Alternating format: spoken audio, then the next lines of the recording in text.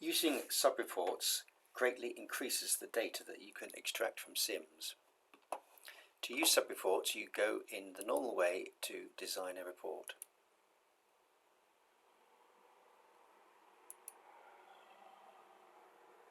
In this case, we want to have the assessment results of the students in Year 11.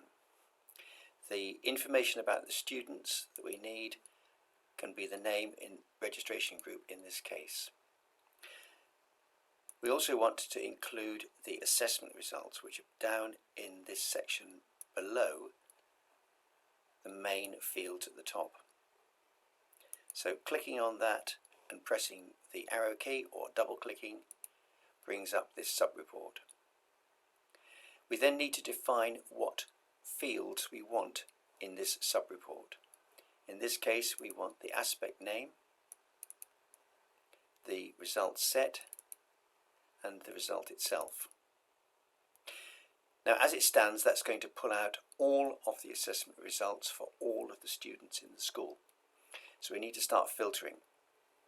We're first of all going to filter the assessment results. So a double click on there or a single click, and then the button on the right hand side there will bring up the filter box.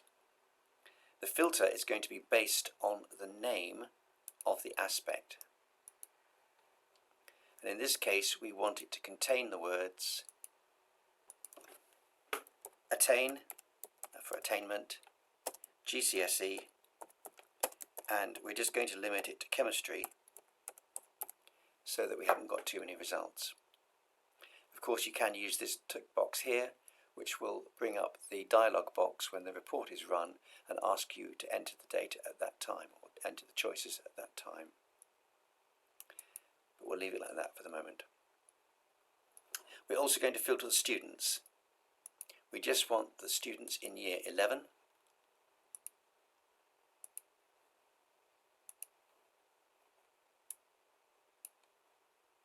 And again, you could use the prompt at runtime tick there. And we're also, for the sake of the demonstration, going to reduce it just to those whose surname starts with an A.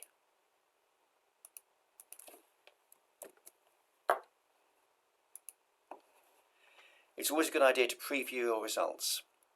Let's have a look at them.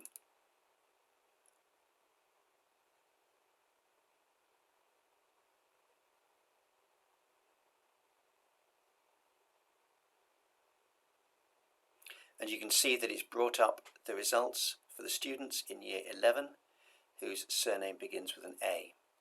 It's brought up all of the GCSE chemistry results, whatever the result set.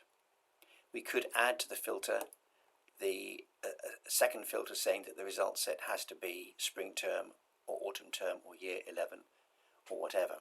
But for the moment we'll leave it like this so that we can look at the trend in the results. We've also got some results from students, or some lines from students who don't have results, and we can filter those out in a moment. So going back to the design view of the report and going back to the filter box for the assessment results, it's these two boxes down here that are important. At the moment, we've said include the records with no such results. So that is the students who've got no results in there. Now it's up to you whether or not you have those results. You may want to be able to see which students don't have a result. In this case, it's likely that somebody in Year 11 wouldn't be doing chemistry. So we might want to untick that box. We also might want to display the first record only. Now that's a bit dangerous because it implies, if you have a look at the results, that there is only one result per student. Now there are situations where that might be something you want, but not in this case. We want to see all of their chemistry results, and we've still got those who haven't got any results at all. So let's go back to the design view, and in this case we want to have all the results, but we don't want students where they haven't got a result.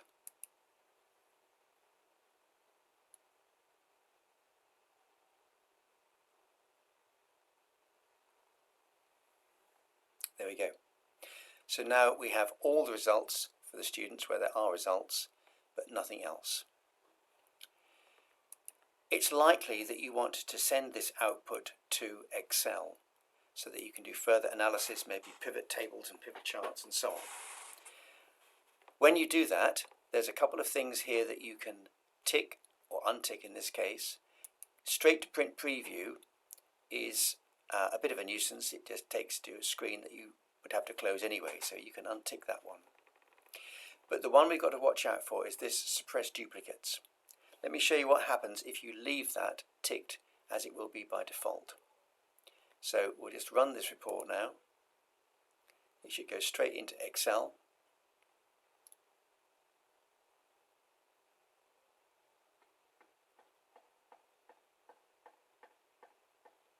You may need to click on this button to enable the macros behind the scenes.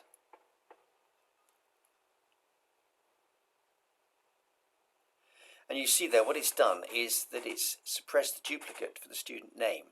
Clearly those are the 4 results for Graham Abbess, but it hasn't got his name in there. Now you could in Excel use the fill button to duplicate the name down for the next 3 rows, but it's easier in the first place, if we just close Excel, to untick this button, in which case when it goes into preview, into run, into Excel, then we should have those rows filled in.